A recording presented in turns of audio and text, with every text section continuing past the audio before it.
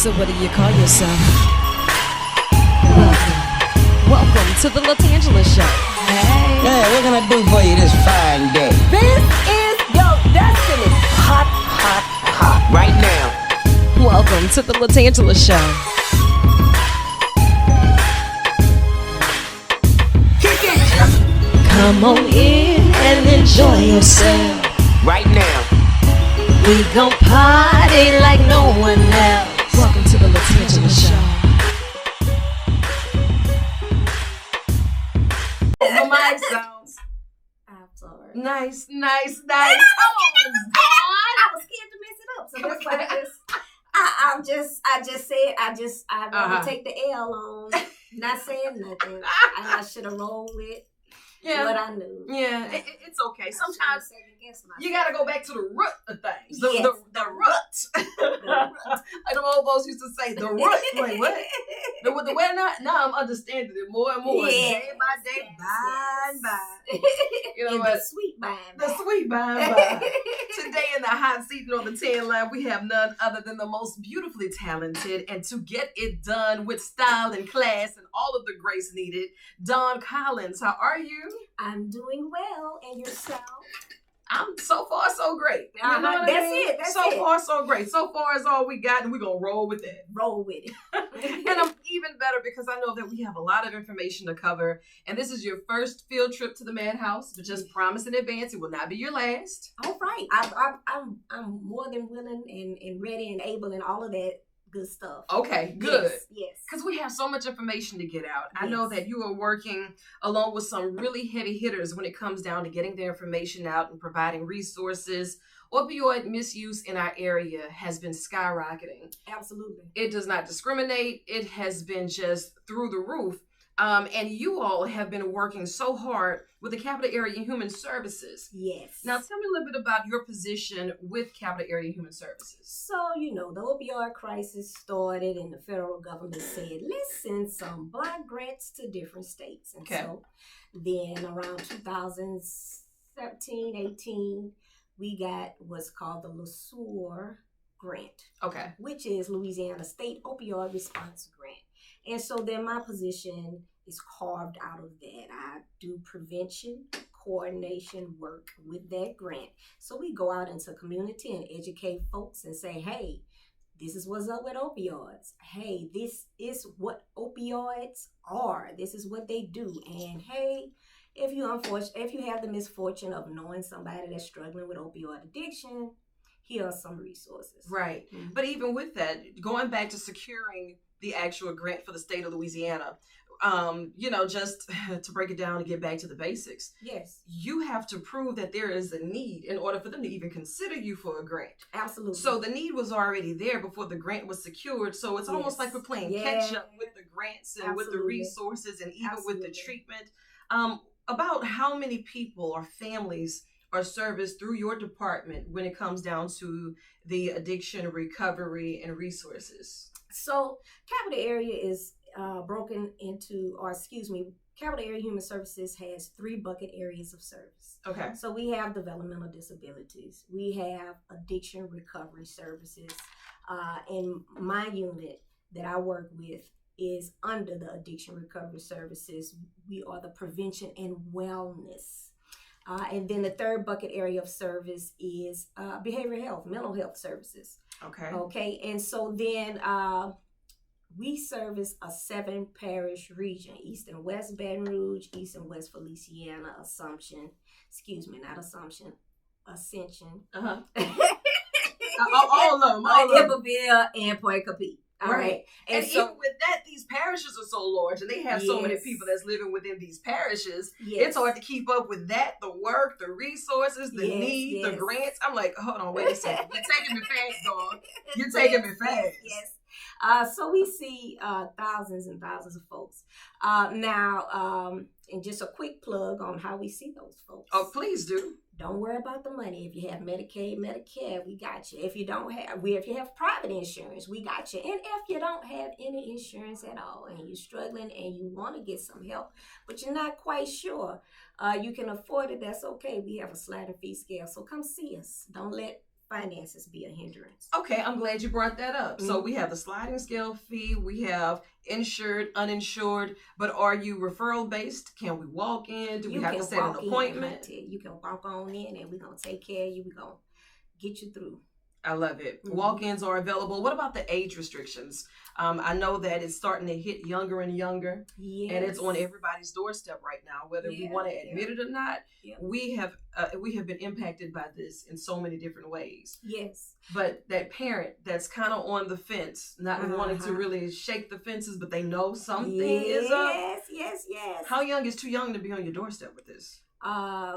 There is no age limit. Okay. Unfortunately, you've seen things. We've seen things even locally. 2-3 infant and toddler deaths from the baby seeing the fentanyl on mama's bed, etc. So no age is too young. Now, when it comes to addiction services, we have services for men and women, inpatient, outpatient. Okay. We also have, it might be that a parent, because they don't know for sure, wants to just, let's see about the behavioral health services. Which is big, because which is huge. With behavioral health, sometimes the schools, they're so overwhelmed. Absolutely. You have teachers that are working, counselors that are stretched and stressed, Yes. and we need all of the wraparound services that we can get. But if the families or if the schools aren't aware that behavioral health services can be rendered through capital area human services, then we're doing ourselves a disservice. Absolutely. And that's why it's really important that we have these conversations and that you turn this into an extension of your office. Yes. Because the last thing I would want is for a listener or for a viewer to have an issue and feel as if they're hopeless, there's no one there that can help them. Mm-hmm. And if we don't use these services, you and I both know that those grants go away along with the services. Yes, absolutely. So please come see us, baby, because we want to keep being a resource to community as it relates to the children and schools. Mm-hmm. Let me give a little info on that. So capital area also with our behavioral health services, we have counselors in schools. Okay, so we have school-based counselors in addition to some of the resources that schools, districts have on their own for social emotional learning, et cetera, et cetera. Now, in particular, the opioids, one thing that we have started with capital area, we did our first set of trainings in East Baton Rouge Parish school system. How did that go? It went amazing. Good. I like to hear it. So what we were able to do was we had phase 1 and phase 2. Phase 1 was let's get our social service folks, whether that's guidance counselors or eye care, etc. Mm-hmm. Let's make sure that we educate them on, hey, these are opioids.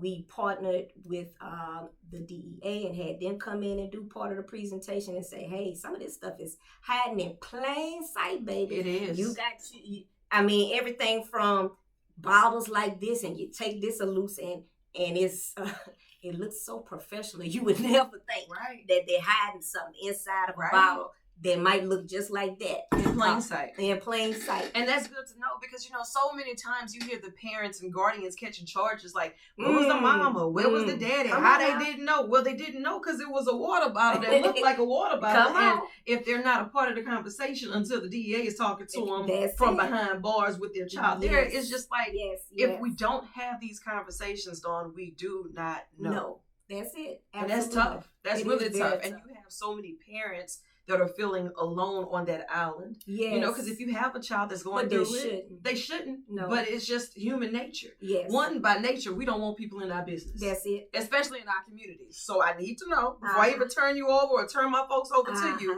is this confidential? Yes. Okay. And a lot of that involves stigma. Yeah. Okay, because we are so quick to demonize folks who are struggling with addiction. Yeah. Nobody really knows. There are risk factors that will indicate that somebody is more likely to struggle with addiction than others. But at the end of the day, we don't truly know why this person became addicted and this person did not.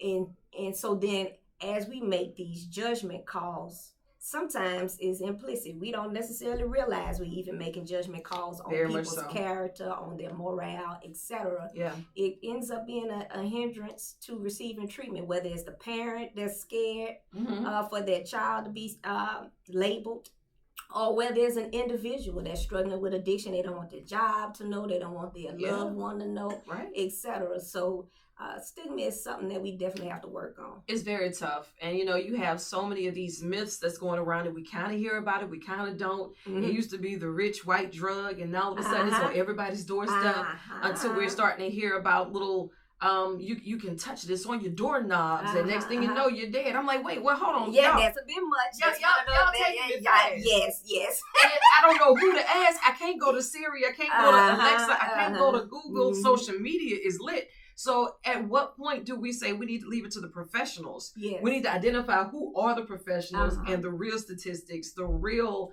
let me come through and get some information. Yes. And the people that we can trust to have these conversations with. Yes. And I know that you all have really teamed up, and you have a lot of information. I'm sitting here now. I was so excited to get this. It's the faith-based opioid epidemic toolkit.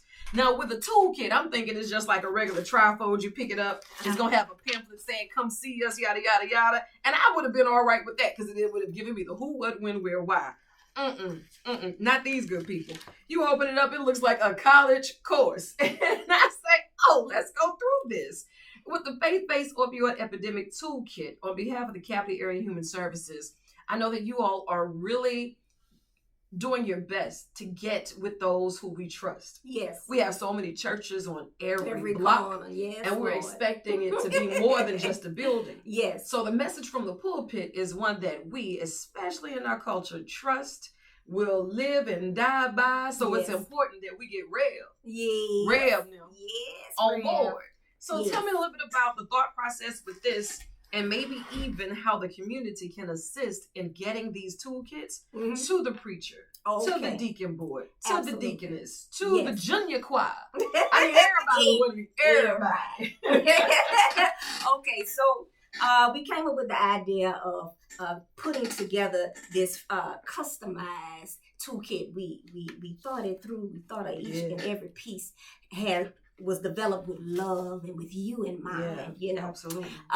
We know it's common knowledge in the recovery world, in the prevention world, that the greatest help to folks is spiritual connection, spiritual support. Okay.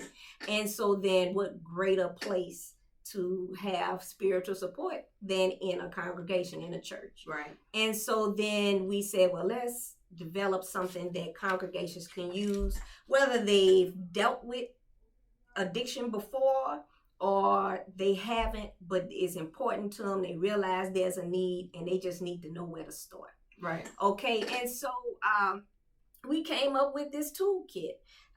Like I mentioned, it has everything from, hey, we've been doing this a while. What can you do, and what kind of resource can you be for me? So we have like social media posts. Maybe your church might do one church. Is it okay for me to play? Absolutely. Why would we not? All right. So like one particular church, Elevate Church on Greenwell Springs. Hey, Elevate. So they are not new to dealing with the issue of addiction, etc. Yeah. Matter of fact, there's a month that they take in a year to deal with mental health, and in that they deal with substance misuse. Okay, and so they're well versed. They're not new to it. So what kind of resource are we to them? Well, they might just want to add to their social media feed without thinking through, without researching the facts and the figures and all of this other stuff. So we have custom made posts for Instagram and Facebook, and you just cut and paste the text, honey, and then you don't have to go searching for an image either. We have the images available for you. Okay? I love it. So that's an example. One example of, hey, you've been in the game a while, but you still need some resources. And that's important, because a lot of nonprofits, a lot of churches, they want to do the work, and the outreach is definitely needed, but the workers are few, and the labor is just so intensive. Yes. And you don't want to feel overwhelmed, and you don't want to feel as if you're failing at it either, So I want to help, but you got to help me help us. Come on. And definitely that's what you all are doing. I picked up this trifold out of the trifold, and I was like, this is simply amazing. When people want information, we think to go to Google, but when it's in your hands, it's just different, though. This has everything from the resource toolkit from homeless shelters, and I mean, not just one, they have them all listed. Employment and job training, not just one, they got them listed. housing, reentry development, Social Security Administration, transportation, SNAP, formerly known as food stamps, Medicaid, domestic violence, which is another situation that really moves the dial in the wrong direction when it comes down to addiction. Because even within that moment, if I can escape by popping these pills from the hell that I dwell, and people have their reasons. We don't want to say that it's an excuse, but they have a reason. And until we understand what is the reason, we can't tap in to help them figure it out and get out of that smoke and that fog. So this is very important. And now that we have Elevate Church on, I want to start calling out other churches and everybody else, because I know it's important to them. How do we not let them miss this boat? So, holla at your girl. Call me direct. 225-312-3238 and say, hey, Dawn, I need this for my congregation, pastor, okay, or apostle or deacon, okay? Or you a congregation member. I know my pastor would want this. Holla at me, okay? Let me know that you need it. Text, voicemail, and or if email works better for you, then my email address is Dawn, DAWN, Collins, COLLINS, 3 at LA.gov. Got it. And that phone number again? 225-312-3238. Good, because my pen stopped writing when I needed it most. I say, hold on a second now. And I know that we're doing this with faith-based organizations, but I would also like to reach out to our nonprofit organizations as well, because this is something that, even if it's not in their wheelhouse or something that they focus on, everybody that they come in contact with very well may need this. And it's better to have it on deck than not. Yes, absolutely. Absolutely. And to that point, we have one of the things that's in here is conversation starters. Like maybe you might be a nonprofit and your focus is children. But you notice mama bringing the baby late, eyes droopy, or look exceptionally disheveled. And so you like, well, is mama struggling with some kind of addiction? And so then we have conversation starters in there that can help you that can help you approach the issue with mom in a way that does not come across as judgmental. And offer them resources and help. Right. And just going through some of the stats that you all have posted, in Louisiana, nearly 5 million prescriptions for opioids were written in 2017. So that's more than the entire population of the state. Absolutely. It's like, okay, so if I didn't get these opioids, and you didn't get these opioids, who got these opioids, and where are we moving these and opioids? How many did they get? And with all these prescriptions being written, we got real questions that need answers. Yes. Are we Xeroxing the prescription? or are we having questions that need to be answered in other areas? And we really need to figure this out. The opioid crisis in Louisiana, according to the stats, more than 400 deaths. Yes. And the number's growing. Hold up. Now, and part of, I had mentioned to you earlier before we came on the air that we're doing some updates to our toolkit because, of course, we developed this about 3 years ago, and so we have some more updated stats. So let me tell you about that number 4. I'm hoping these numbers dropped. Ooh, no ma'am. Oh, no. No ma'am and no ma'am. And if you say 3 years ago, okay, so we don't even have the COVID numbers in this then. No ma'am. Oh man, that's you know what else you don't have in there? The fentanyl numbers. We do not. So what is that? I don't even want to ask, but I need to ask. So 400 was 2017. At 2019, you start seeing it was a steady increase from about 2014 up to 2019. Okay. And then 2019, it said, pew, and it starts skyrocketing. And so the latest data available is 2021. And that says that in the state of Louisiana, 1,300 people died from opioid related. Come on, Dawn. Yes. That's wild. Opioid involved, excuse me. That's opioid wild. That is wild. So whether it was opioid or a mixture of opioid, because it's hard to kick that addiction by yourself. Absolutely. And with opioids in particular, the most unfortunate thing is, the most unfortunate thing is when you look at the history of opioids and how it became so prevalent. So fast. Well, and then, okay, yes and no, because watch this. During war times in in the 18th century, the military used morphine to help folks in the military. Mm-hmm. When they came back home, folks realized they were addicted. Yeah. So then they turned around and they said, well, morphine is addictive. We're going to try something less addictive, or that's not supposed to be addictive. And their answer to that was, won't take a while, I guess. Don't tell me opioid. Heroin. No. Which is heroin, which is a spinoff of opioids, and now we have fentanyl, which is a spinoff. So, okay. Wow. And so then when we get to the prescription drugs like the Oxycontin and man, you know what? You're taking me fast. I can't. You had your Purdue farmers, right? And so then that's when in the 2000s or so, they started pushing kind of like your street corner thug, except they had a lot of money. And a lot of influence. And if the check's clear, you don't have to worry about answering any questions. Yes. You know, and then it's not about getting the treatment. It's just about patting you on the wrist and sending you to someone else that's in this vicious cycle that's going to keep it going until you can come back to your original source. Yes. You know, and it's tough. It is so tough on families. It's tough on the providers, healthcare providers, because for the people who actually need it, now it's harder for them to even be able to get it. And that's very true. That's very true. And providers are having to learn, because legislation was passed, etc. Providers are having to learn, hey, treating acute pain versus chronic pain. And things of that nature as it relates to fentanyl in particular, which is a synthetic opioid.